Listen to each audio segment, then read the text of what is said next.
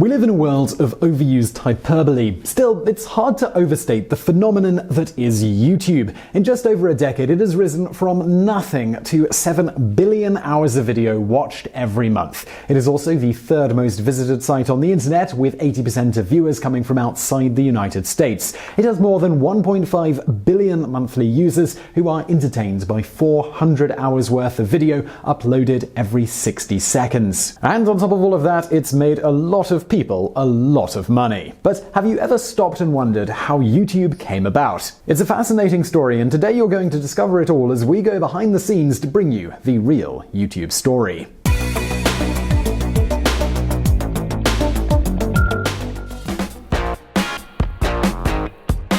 It all started with a chance encounter in 1999. Eric Skaggs, a local entrepreneur, was finishing up some work on his website at the Eberly College of Business Computer Lab at Indiana University in Pennsylvania.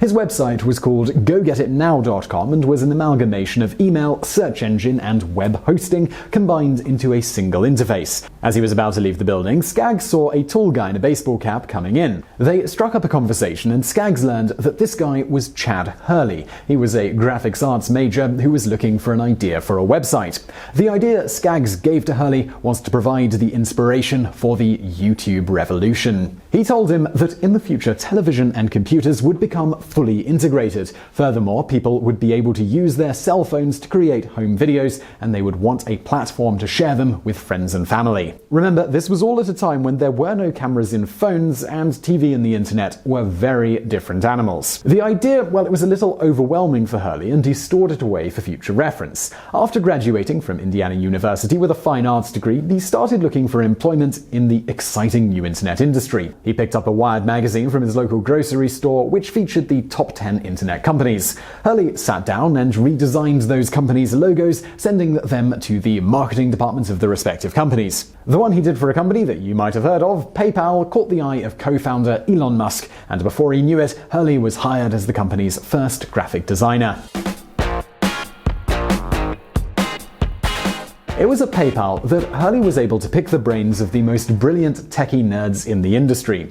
The two smartest guys in the room were Steve Chen and Jawed Karim. Chen was born in Taiwan in 1978, with his family moving to the United States when he was 8 years old. He attended the Illinois Mathematics and Science Academy, where he proved to be a maths prodigy. His passion was computer engineering, and he went on to study computer science at the University of Illinois. He began working for PayPal in 1999, a few months before Hurley. Jawed Karim was born in Merseburg, Germany in 1979, moving with his family to the US when he was 13. From the start, Jawed was a computer whiz. In school, he wrote computer programs, posting them on the internet for free. He also helped to set up the school's email system. Just like Steve Chen, Karim went to the University of Illinois, where he studied computer science. After a number of internships with a range of technology companies, he sought employment with PayPal in the year 2000, where he was put to work on designing the company's anti-fraud security system. Hurley, the graphic designer, Chen, the engineer, and Karim, the systems guru, soon found each other and spent more and more time brainstorming ideas for their own startup.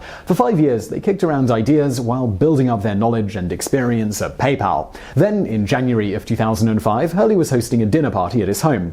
Chen was in attendance, and he began using a camcorder to take some video of the festivities. The next day, they wanted to share the video with those who had been in attendance. The problem was that the video files were way too big to send over email. And even though there were a few photo-sharing websites such as Flickr and Shutterfly, nothing existed for the sharing of video online. It was at this point that the seed that had been planted years before came to life. Teaming up with Karim, they decided to create a website to share videos. The idea was to use the video sharing platform to create a dating site. People would post videos of themselves, and they could view these and respond if they liked what they saw. They called it Tune-In Hookup. They launched this site within days and then waited for the users to come. However, well, nothing happened. In an attempt to get some content up on the site, they placed ads on Craigslist, offering to pay people to post videos. Still, no one was interested, and Tune-In Hookup became a huge flop. The trio, they were disheartened but not dismayed. Shortly after the demise of their first joint venture, Jawed was frustratingly searching online for a video of Janet Jackson's infamous 2004 Super Bowl halftime show wardrobe malfunction. Because there was no user-friendly platform for sharing video content, he was unable to satisfy his breast fetish. Together with Hurley and Chen, he decided to do something about it. Stripping away the lame dating concept, they were left with a video uploading and sharing platform. All they needed now was a name for their website. On February 14, 2005, in a humble apartment above a California pizza shop, the trio began building their new website. Initially, apparently in reference to Janet Jackson's unwitting contribution, they wanted to call it BoobTube. Realizing that sounded too much like a porn site, they began playing around with words that conveyed the idea of personalized television. Harking back to the days when the TV was called The Tube, thanks to the cathode ray tube that powered it, one of the three, no one knows which one, came up with YouTube. It sounded perfect. It was short, catchy, fun, and it perfectly summed up what they were about. When Hurley applied to register the domain name, the idea was to go with YouTube with a U instead of YOU. However, that domain was already taken, which forced him to proceed tube with the three-letter word U. Hurley, Chen, and Karim immediately set about writing down the goals for YouTube. At the top of their list was ease of user experience. Loading and watching videos had to be super easy, so that even the most computer-illiterate person could do it. They then divided up the workload. Chad Hurley was in charge of the look and design of the site, as well as tagging and labeling loaded videos to make them easier for viewers to find. Steve Chen was the engineer who made sure that the site was running smoothly and that videos played without lagging. Jawed Karim, meanwhile, used his programming skills to get the site up and running and looking great. Unlike the other two, Karim chose not to be an employee of the company. Instead, his role was that of an informal advisor. This allowed him to focus on his graduate studies in computer science at Stanford University. The first video ever uploaded onto YouTube was an 18-second clip long of Karim at the San Diego Zoo entitled Me at the Zoo. You can still watch this historic clip on the site, where it has been seen by more than 30 million people. Hurley, he was put in charge of marketing. He started a competition where a different YouTube user was given an iPod Nano every day for 8 weeks. People earned points by referring a friend or posting a video. The more points you gained, the greater your chances of winning the iPod. The promotion worked, and people began flooding the site with video content. However, it created a problem. So much content was coming on board that YouTube was running out of bandwidth. This made video playback excruciatingly slow. They were desperately in need of more storage capacity, which required money. But, as of yet, they weren't making any. Fortunately, on the basis of future ad revenue forecasts, they were able to secure a $3.5 million venture capital loan in November of 2005. Just a month earlier, a Nike promotional video featuring Brazilian football star Ronaldinho became the first YouTube clip to reach 1 million views. By the beginning of 2006, YouTube had grown to more than 60 employees and the site had more than 100 million views. This was an astounding level of growth, considering that just 12 months earlier, they literally couldn't pay people to post videos on their website. Over the course of its first year, the nature of the content being loaded onto YouTube, it evolved. For the first few months, the majority of clips were of the home movie variety. But then more and more how-to videos began appearing, with advice being offered on how to do everything from change the oil in your car to the proper technique for doing a barbell squat. As a result, YouTube was fast becoming the go-to source for both entertainment and information. In June 2006, YouTube entered a contract with NBC Television. This marked a U-turn by NBC, who had previously forced YouTube to remove a Saturday Night Live clip after it became viral online. Now NBC agreed to pay YouTube to place promotional clips of their shows. These were things such as behind-the-scenes interviews and other features.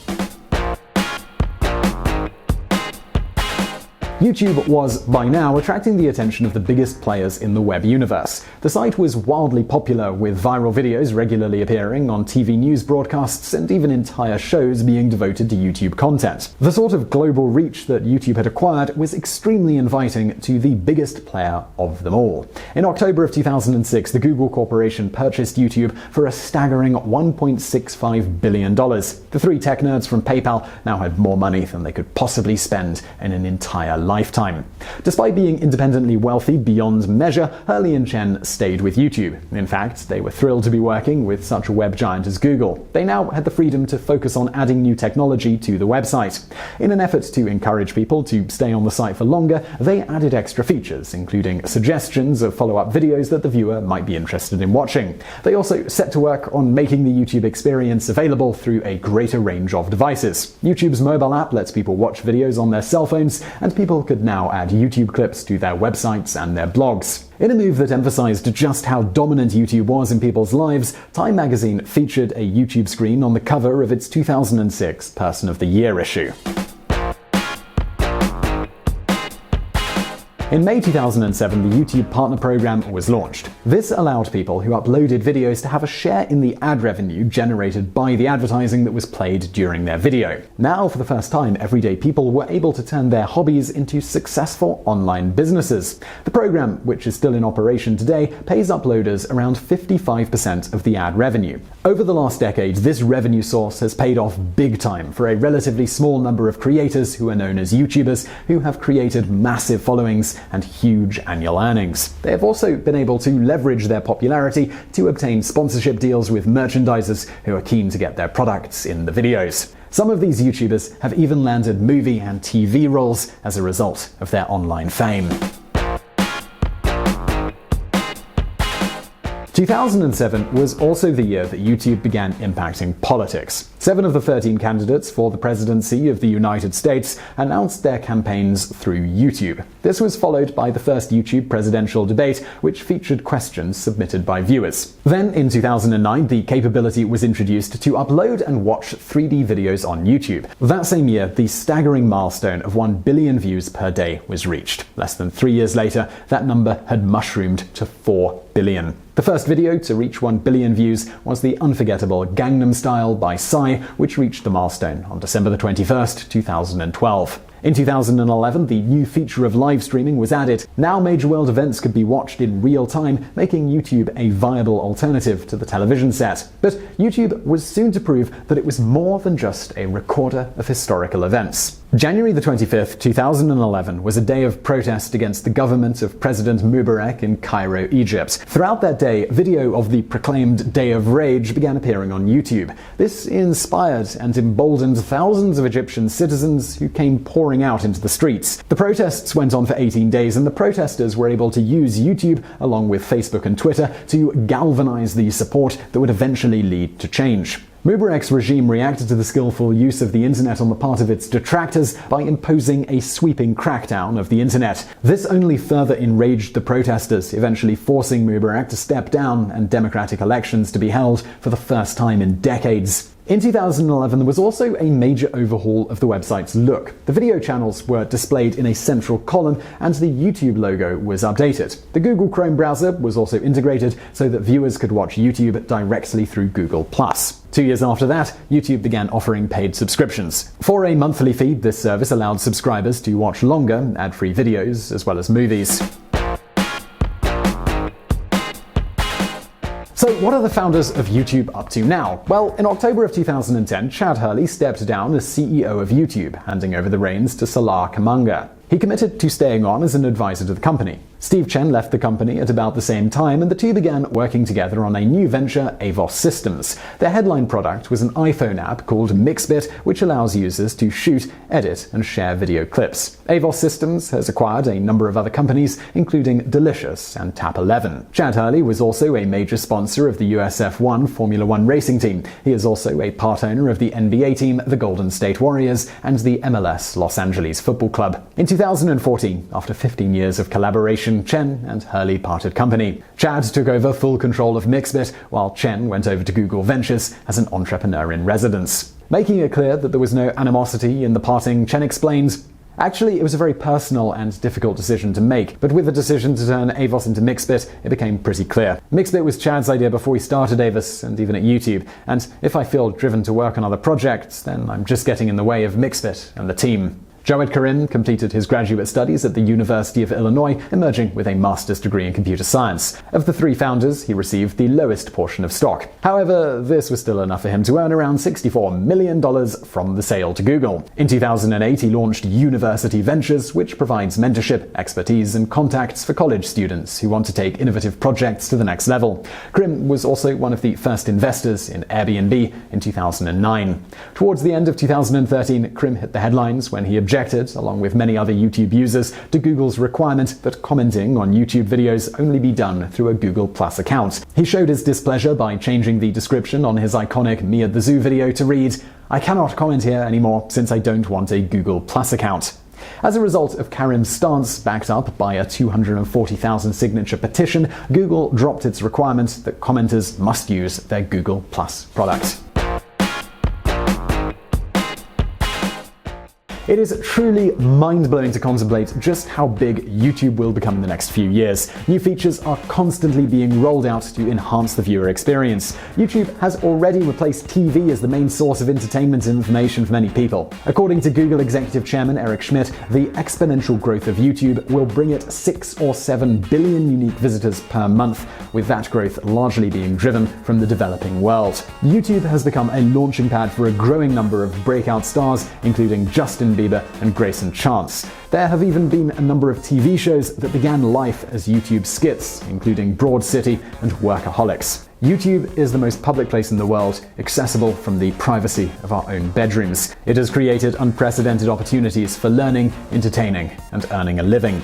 But just like anything, YouTube, it can be abused. For one thing, it can be mind-numbingly addictive. You might sit down to watch a 3-minute clip, and 3 hours later, you're still slouched in front of the computer watching cats playing piano, or hopefully, watching one of our videos. And well, speaking of Biographics videos, please do not forget to subscribe. We put out brand new videos every Monday and Thursday. Now, obviously, this video was a bit different. It's our first biography of a company. Please let us know what you think of it in the comments below. Also, give it a like if you did like it. Suggestions for companies that you might be interested in us doing, again, leave those in the comments. And as always, thank you for watching.